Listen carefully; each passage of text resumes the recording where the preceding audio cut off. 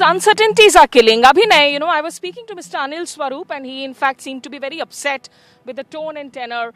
Former secretary, he seemed to suggest कि भाई why are you looking for a political confrontation? दूसरी agencies हैं, आप उनसे बैठिए. Everybody wants to improve the system. Have you managed to get through to systems? क्या आपकी बात हुई है ऐसी एजेंसियों से? उनसे आपको फीडबैक क्या आता है जब इन इश्यूज को आप कंसर्न अथॉरिटी से उठाते हैं? मैडम, साफ साफ पता चलता है कि सरकार की मंशा नहीं है इसको ठीक करने की. ये जो आत्मनिर्भर भारत बनो वाली बात आई थी, आत्मनिर्भर भारत, आत्मनिर्भर आपने हमें सिखाया था 1 से लेके जब हम 14वीं क्लास तक पास हो गए थे, तब तो एक भी चैप्टर नहीं था आत्मनिर्भर बनो. ये जो लोग रोजगार मांग रहे हैं ये वो लोग हैं जो ग्रेजुएशन करके बैठे हैं. तो हमें तो आत्मनिर्भर बनने की ट्रिक्स ही नहीं पढ़ाई गई.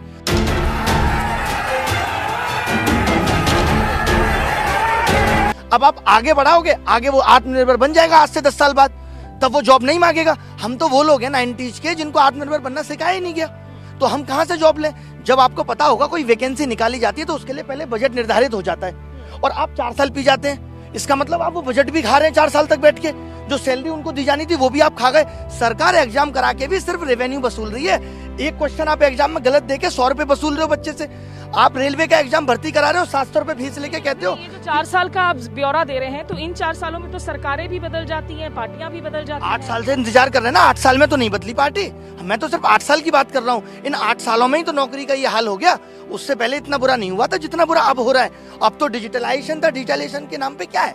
हाथ में मोबाइल पकड़ा दिया, जियो दे दिया, जाके देखो यूट्यूब पे वाइन्स. और क्या कर रहा है युवा? उसके अलावा कुछ करने के लिए है? 4 साल तक आप एक नौकरी लटका दो, फ्रस्ट्रेट होगा, क्या करेगा? उसके बाद कहते हो आप पकौड़ा बेच लो. अब जो आदमी मेरे मोहल्ले में बिना पढ़े लिखे ऑलरेडी पकौड़ा बेच के अच्छा कमा रहा था, मैं उसके साथ जाके पकौड़े की रेडी लगा के जीवन को या अपने मन को शांति दे पाऊंगा? क्योंकि मैं तो ग्रेजुएशन होके आया था, बाहर पढ़ के भी आया था, 3 साल तैयारी भी की थी. मैं भी उसके बगल में पकौड़ा लगा रहा हूं. I sense your anger, I sense your frustration. I'll come back to the other guests, but remember, there are other states also where you can hear these issues resonating. Sharma, because he is the one. Abhinay, आप जिम्मेदार हो इस trend को, मोदी रोजगार दो trend को बढ़ावा देने के लिए. क्या बात रही, क्यों आपने कहा कि ये ट्रेंड करवाते हैं? टॉपिक मैडम, सबसे बड़ी बात तो ये थी कि मुद्दे बहुत सारे थे और लगातार रोजगार पे इतने सालों से हमें हर बार एक लॉलीपॉप दी जा रही थी. बार बार ये कह दिया जा रहा था कि आपको अब नौकरी मिलेगी, अब ऐसा होगा, अब वैकेंसी आएंगी. ये सारी चीजें थी. तो मेरा आइडिया यही था कि हम कुछ एक ऐसा रखते हैं जिससे कि सरकार को विवश करें, कि सरकार हमसे बात करे. क्योंकि ट्विटर पे अब मैं कोई एक प्रॉब्लम लिख के ट्रेंड नहीं करवा सकता था. इससे पहले भी 6 महीने पहले कहा कि डेट ले आओ तो डेट ले आए. 4 महीने तक प्री का ही एग्जाम चल रहा है. सीईटी इन्होंने, मतलब कि ये लगातार वादे तो कर रहे हैं, लगातार प्लानिंग तो दे रहे हैं, बट एग्जीक्यूशन कुछ नहीं हो रहा था. तो मोदी रोजगार 2 से यही था कि हम सब उन युवाओं को कवर करें जो आज बेरोजगारी से परेशान हैं. इस कोरोना काल में करोड़ों लोगों की नौकरी चली गई. उससे पहले ऑलरेडी करोड़ों लोग बेरोजगार थे. और जहां तक मैं देख पा रहा हूं कि ऐसा नहीं है कि सिस्टम में रोजगार नहीं है. रोजगार तो बहुत है. आज अगर आप एक एम्स हॉस्पिटल जाते हो तो आपको 45 दिन में नंबर आएगा कि डॉक्टर आपको देखेगा. यानी वहां डॉक्टर्स की कमी है. लाखों हजारों केस पेंडिंग है, जजेस की कमी है. मतलब सिस्टम जॉब क्रिएट ही नहीं कर पा रहा. तो मेरा रोजगार 2 से ये तात्पर्य था कि भैया जब रोजगार है तो उसे दो ना, उस पर बात करो ना. ये हमारा मकसद था. अभिनय, ये सारे एग्जाम्स में आपको लग रहा है क्या ये किसी एक पार्टी पर निर्भर है, किसी एक स्टेट की प्रॉब्लम है, या ये ओवरऑल जो है एक सिस्टम की प्रॉब्लम चली है? ये ओवरऑल एक सिस्टम की प्रॉब्लम है. अब हम लोग तो केंद्र सरकार से इसलिए गुहार कर रहे हैं क्योंकि केंद्र सरकार की रेस्पॉन्सिबिलिटी है कि अगर राज्य सरकार में भी नौकरी ठीक तरीके से नहीं दी जा रही. अब अभी कोरोना काल आया, देश पे विपत्ति आई, तो मोदी जी ने बाकी के मुख्यमंत्रियों का जूम मीटिंग किया ना. तो उससे पहले भी ये, जब उनको लग रहा था कि बेरोजगारी इतना बड़ा मुद्दा है, तो बाकी के मुख्यमंत्री के साथ मीटिंग कर सकते थे. भाई सरकार को अच्छी तरीके से समझ सकती है. और हर बार ये कह देना कि अपोजिशन पार्टी भड़का रही है, तो देश का युवा पढ़ा लिखा है, हम बेवकूफ नहीं है. और कोई अगर अपने आप आके सपोर्ट कर रहा है तो मना कर दें. इसमें आपको क्या आपत्ति है? मैं तो ये कह रहा हूँ अपोजिशन पार्टियां और तमाम पार्टियां मिलकर सपोर्ट कर रही है, तो इसमें क्या गलत है? हम अकेले नहीं लड़ पा रहे सिस्टम से और लोग आके सपोर्ट कर रहे हैं तो मना कर देते हैं. मैं तो अभी आपके चैनल पे कहता हूं कि बीजेपी एमपी, बीजेपी एमएलए से भी मैं निवेदन करता हूं, वो भी आके हमारे इस कैंपेन में साथ दें. वो क्यों नहीं कह सकते भाई प्रधानमंत्री जी आपका ध्यान इस बात पे जाए?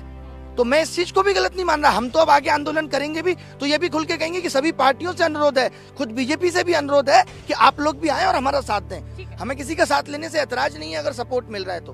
दूसरा शो अभिनय, व्हाट इज योर होप? हाँ, मतलब मेरी होप यही है कि एक कमेटी तो बहुत छोटी चीज होगी, एक डिपार्टमेंट स्पेशली इसके लिए बनाओ और ये देखो कि बैकलॉग में कमियां क्या क्या थी, लोगों से बात करके कि कमियां हैं कहाँ और फिर उनको किस तरीके से ठीक किया जा सकता है। और ये नेता ठीक नहीं करेंगे, इसके लिए पढ़े लिखे लोगों की जरूरत है। उनका एक डिपार्टमेंट बनाओ, अलग से सेपरेट इंडिविजुअली एक डिपार्टमेंट बनाओ और कॉन्ट्रैक्ट बेस तो देश से खत्म होना ही। मतलब वो नेता नहीं हो, वो इंडिविजुअल सिटीजन हो। उनको खुद पता नहीं है, उनको तो लगता है मजाक चल रहा है, हंसी खेल चल रहा है। Okay, and this is definitely not a matter of joke, especially in a world that we are living in a post-pandemic world where the economy has contracted. Tens of thousands and scores of lives have been destroyed forever. People have been rendered jobless. They have lost their loved ones. Our attempt tonight on People's Editor was essentially to try and put forward and flag the concerns of these student communities, these aspirants who have been wanting for the authorities to listen to them. And if you look at the commentary threads, they are making it very clear. They are using the hashtag with the Prime Minister's name so that it draws the required attention. But they think that it's up to all the parties, be it the state or the center, to try and find a constructive approach and reform these administrative, civil services, public commission exams as well. We just hope that through India Ahead, some of these authorities will be able to listen to these voices and wake up and take notice. For now, that's all that we have here on People's Editor tonight from Vijay Chowk near India Gate. Thank you for tuning in. Keep watching India Ahead.